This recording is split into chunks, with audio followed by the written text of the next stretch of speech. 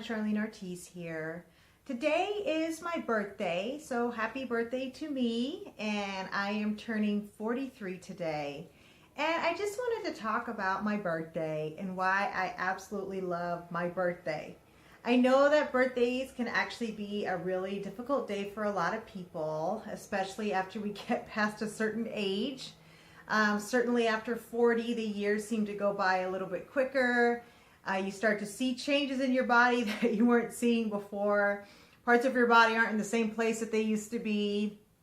My hair color is changing more gray, stuff like that. And so it certainly can be difficult for a lot of us as we start to have more and more birthdays making us older and older.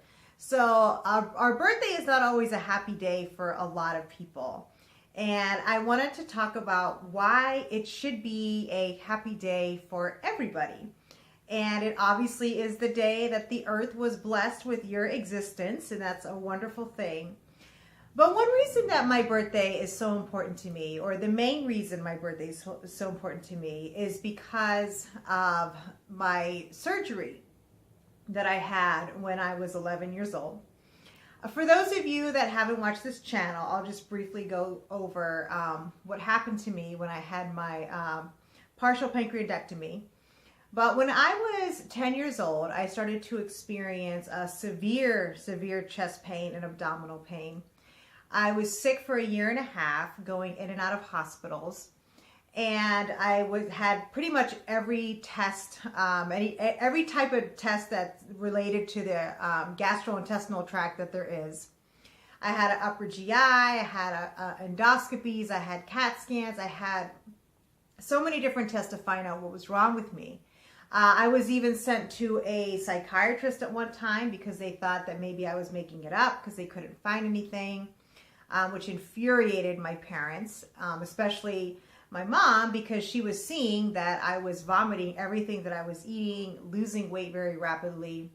Well, finally, they found a pancreatic tumor.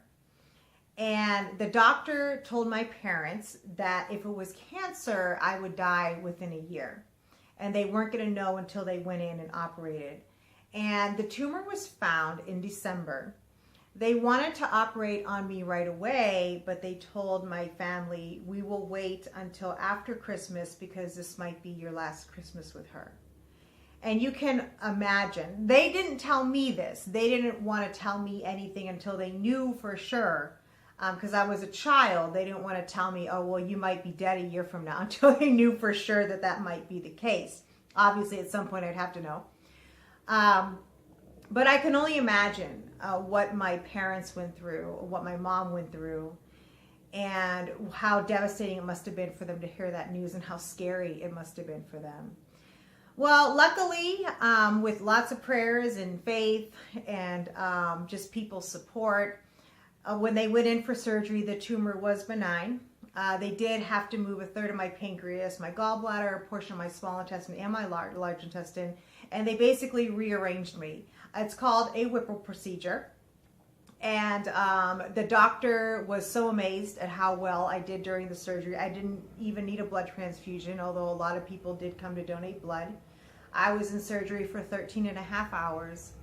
And my recovery was just amazing. I was in the hospital for 2 weeks. I couldn't eat or even drink water during that time period. And I was, at that time, I was almost 12 because it was in January that I had the surgery, January 14th.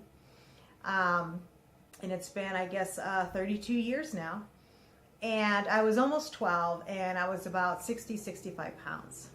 And so it certainly was a very trying couple of years for myself and my family with my health and just the scare of knowing that I could die, before the age of 12, or I'm sorry, before the age of 13, that I would never be a teenager. And if I had not survived the surgery, if it was the other way, where it was cancer, instead of saying, here I am, I'm 43 today, my mom would be saying my daughter would have been 43 today. And that's why I love my birthday, because I feel like I got a second chance. I feel like I got a chance to live my life and to live a long, full life, because I did make a complete recovery. There were no complications.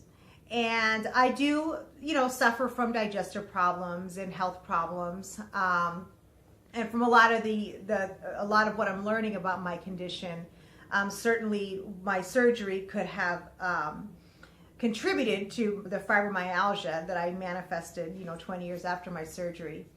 And I'm actually going to do a video about that, because I'm learning in depth how that affects us physically. Childhood trauma, obviously physical trauma, like my surgery, can years later manifest into chronic illness. So even though my life is not where I thought it would be at 43, I thought I would have children by now. I thought I would have a home, a great life, a great job. My life has not turned out exactly how I thought it would, or even in a lot of ways, not at all how I thought it would by this age.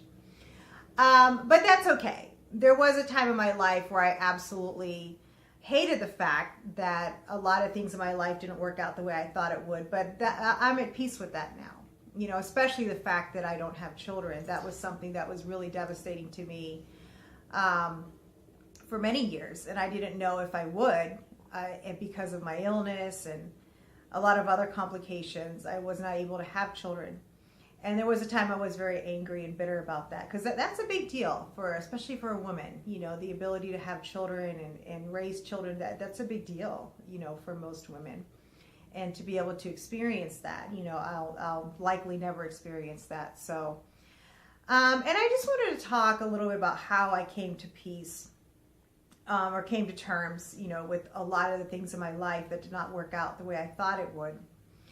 And it's taken me years, to be able to get to this point where I do enjoy my life, and I'm grateful for what I do have instead of focusing on what I don't have. And I just had to come to a point where being bitter and angry about the things that I thought I would have by now was accomplishing nothing in my life. And the things that I could still have, would keep me from enjoying my life from this point on. And I decided, after several trials and different experiences and circumstances in my life, over the years, I did come to terms with the fact that from here on I want to enjoy my life, and I don't want to think about the things in my life that I did not accomplish, where some might see as a failure or what have you. I'm not going to focus on that anymore. Instead, I'm going to focus on enjoying my life, helping, the chronic illness community with their physical and emotional challenges, and just do what I can to still live a life that I can say I'm proud of. And I can say that I'm proud. If I were, to die today, I could say that I felt like I fulfilled my life purpose in terms of my ability to reach out and help people on whatever, platform, whatever capacity that I can. I feel like I have done that to this point. And I obviously haven't accomplished all the goals I want to accomplish. I still have so much that I want to achieve in my life, and I believe that I will achieve it. I still, feel like every day I try to make a positive impact in my life and somebody else's life in some way. And I feel like that is something that I do, and I do try to do every day. And so to me, that defines success. And so I look forward to the next 43 years of my life. I assume it's going to be wonderful and awesome. I'm sure I'll have challenges, ups and downs. I'm very proud that I've been married to my husband for 17 years. Not only are we married, but we are still happy. We still very much love each other. I'm so grateful for my husband. He's such an amazing man. He is the most amazing man that I know. And I'm so in love with him still. And I definitely want to spend the rest of my life with him. And I think that is a wonderful gift. I think that's a wonderful achievement and accomplishment, to still be married to someone, still love them, even through all the trials and challenges that we've been through. And let me tell you, it's been a lot. We still, are very strong, very close. We still are very supportive of each other. We still enjoy each other's company. We could still sit up and talk for hours. It really is a very unique and amazing relationship that we have, and I'm so grateful for that.